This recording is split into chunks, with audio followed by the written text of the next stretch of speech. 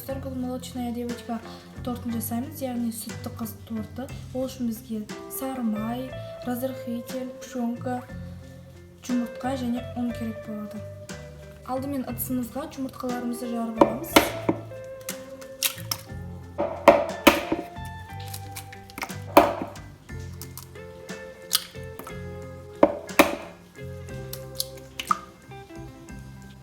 Бөлме температурасында тұрған сары майымызды саламыз. Және сгущенкамызды құямыз.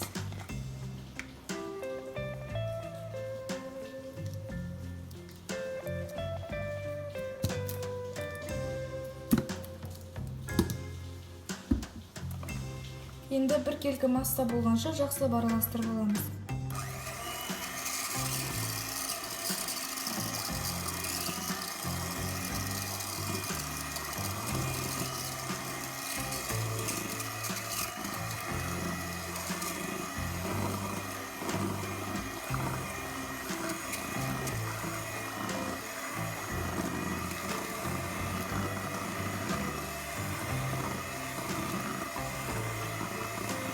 Осылай жақсылап араластырып болғаннан кейін илектен ұнымызбен қопсытқышымызды өткізіп аламыз.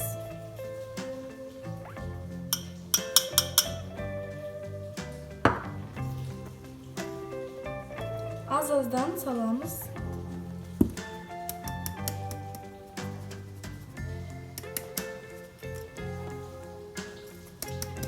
Бізде свет өшіп қалды, сондықтан миксерді қолдана алмаймын. Енді осындай қолмен араластыру керек. Қолмен араластырып шығуым керек енді.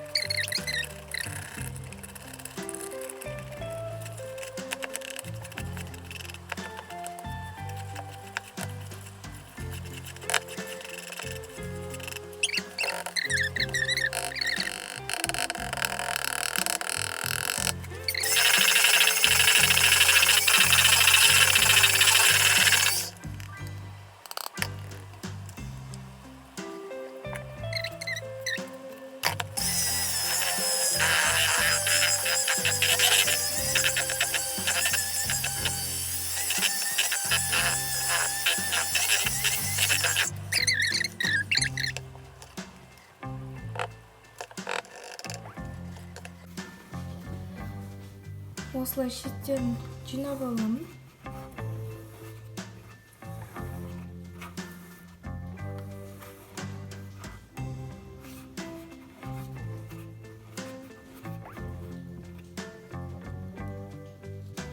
Енді пергамент қағаздарын дайындаймыз.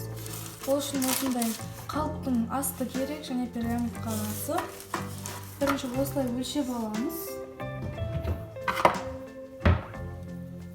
Сосын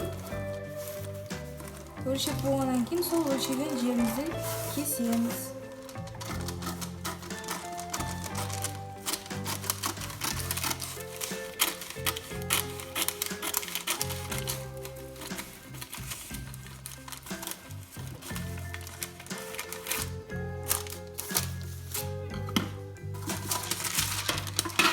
Енді осылай қойып қалыптың ізін шығарып аламыз. Осылай кішкене тұрып 1-2 секунд одан қайтадан ашамыз. Бізде осындай размер шығады. Осының ішіне массамызды құйып пісіреміз. Бірнеше пергамент қағаздарын осылай дайындап аламыз.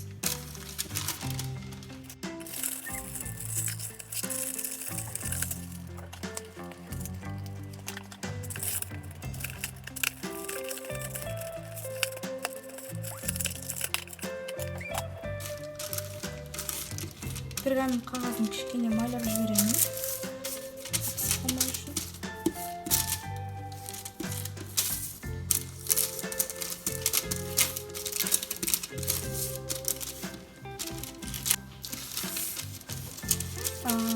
Әрбір пергамент қағазына 3 силиконовый лопаткамен, яғни 3 қасықтан салып жатырмын.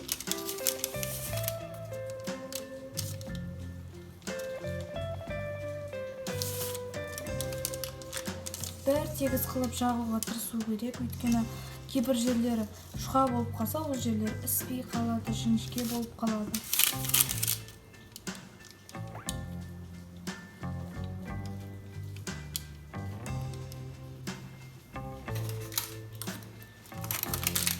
Міне осылай пісіп шықты.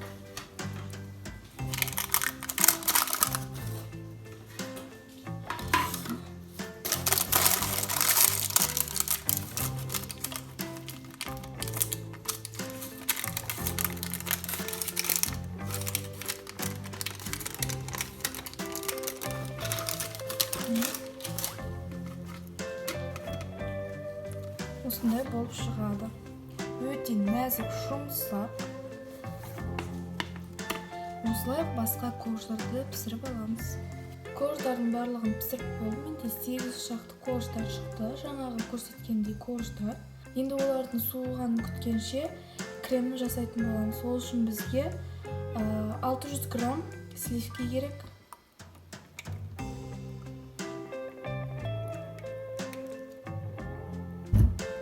Енді сливкиді кішкене көпіргеннен кейін оған осындай сгущенка қосамыз.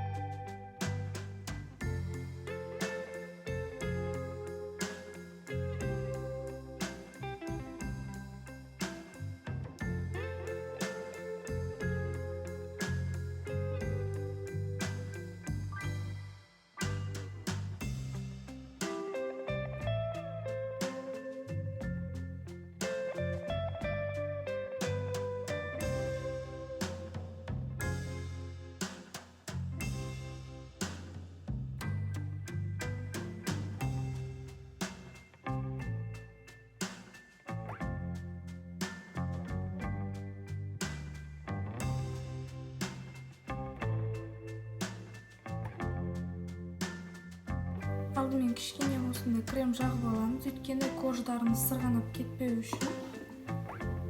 И осылайынан бірінші коржымызды жайғастырамыз.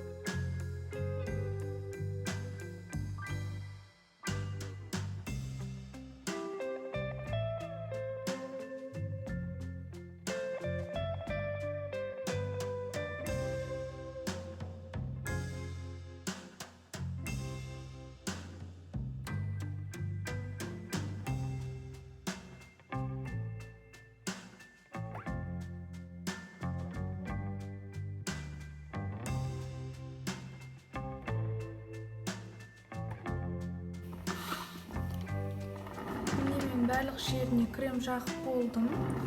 Енді бұның үстін сәндейтін боламын. Шоколадты ыстық суға батырамыз.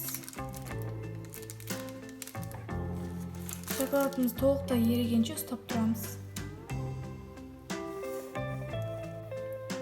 Шоколадымыз еріді. Енді оны судан аламыз.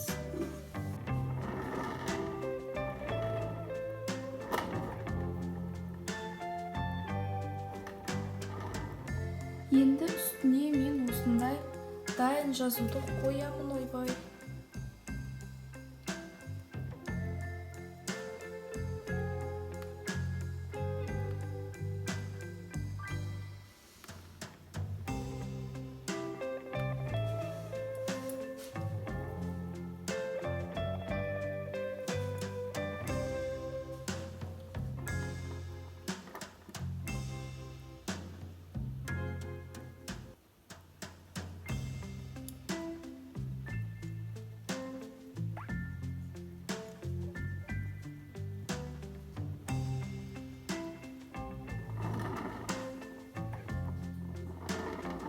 Үстіне осындай сары түсті краскамен бояп шықтым.